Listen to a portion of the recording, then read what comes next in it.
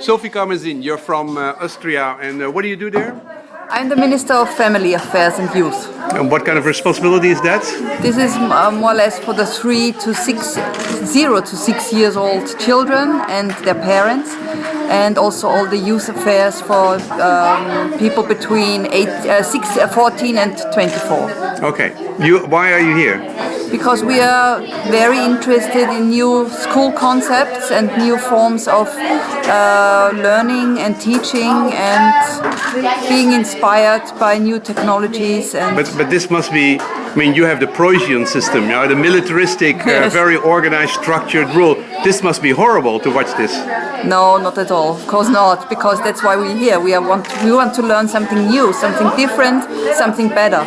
And in Austria it's quite difficult because we have a very structured and also legally complex system, and it will be very difficult to take it with me and organize it in Austria. But as I'm only responsible for the kindergarten, Yeah.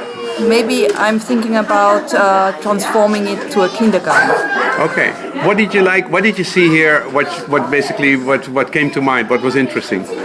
Very interesting was the focus on the child and not on the class and not the teacher or the system, but very focused on the child, their talents, their interests, their capabilities, and not the weaknesses. That is very convincing, and you see how silent and motivated the children are. Well, they're now having lunch and they're now eating something. But the idea that they are more Can you comment back? Yeah. The idea that they can choose for themselves, isn't that scary? Wouldn't everybody in Austria just say, hey, kids are not able to choose for themselves at this age? I think in Austria there will be a lot of resistance against such a system for all the children. But I think there is a group that will be interested in that kind of school.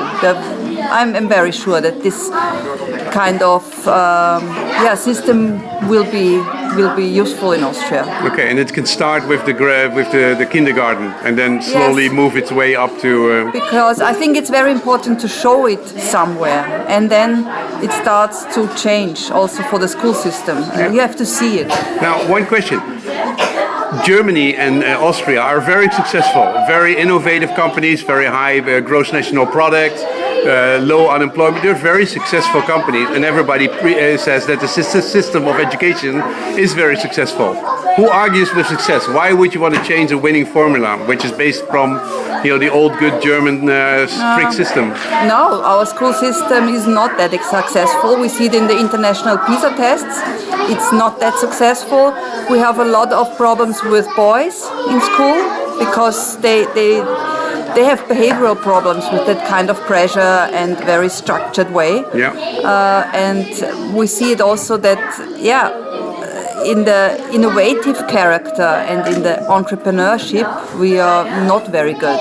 So for me, this is a result of the. So it was a fantastic system for reproduction of knowledge and structured organizing, but to do innovation and change, that is not the right. Innovation, individualization, and flexible change.